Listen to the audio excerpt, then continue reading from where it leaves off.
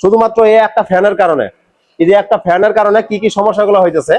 এক হচ্ছে এই ফ্যানের জন্য রেডিয়েটরের কুলেন্ট পানি একদম কমে গেছে। একটু ভালো করে দেখা দাও কতটুকু পানি আছে, দেখেন মানে কুলেন্ট পানি একদম কমে গেছে।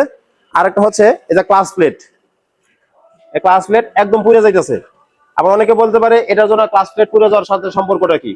এটার সাথে ক্লাস প্লেট পুড়ে যাওয়ার সম্পর্কটা হচ্ছে যখন এই ফ্যানটা নষ্ট হয়ে যাব বা ফ্যানটা চলবো না বা কাজ করবো না, তখন কি হবো, এই কুলেন্ট পানি আস্তে আস্তে বাইক থেকে কমে যাব।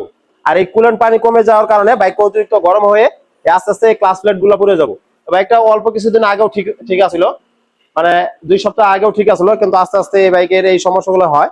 আর সমস্যা হওয়ার পর বাইকার আমার কাছে দেখার পর আজকে মাস্টার সার্ভিস করতেছি। যেহেতু মাস্টার সার্ভিস আমাদের সবগুলো পার্টস চেক আপ করতে হবো। এখানে যেই সমস্যাটা হলো এটা হলো রেডিয়েটর ফ্যান চলে না।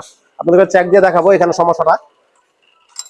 দেখেন একটা লিকুইড কুলিং সিস্টেম বাইকের এই রেডিয়েটরটা হচ্ছে খুবই গুরুত্বপূর্ণ, কারণ এখানে সম্পূর্ণ ফ্যানের দ্বারাতে কাজ করে। দেখেন এই যে হালকা নড়াচড়া করে, ঘুরতে চায় না, এই হচ্ছে সমস্যা। আর এটা দেখে চেষ্টা করবো ঠিক করার, ঠিক হয় কিনা। যদি ঠিক না হয় তখন নতুন চেঞ্জ করতে হবে আর কি। মানে ফ্যানটা অতিরিক্ত জাম, মানে ঘুরতে চায় না, এই হচ্ছে সমস্যা।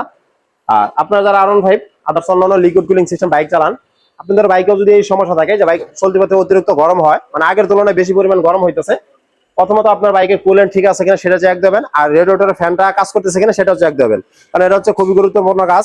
হতে পারে আপনার এটার জন্য আপনার বাইক যে কোনো সময় সিজ করতে পারে। মেন কথা হচ্ছে এই ফ্যানটার জন্য বাইক যে কোনো সময় সিজ করতে পারে।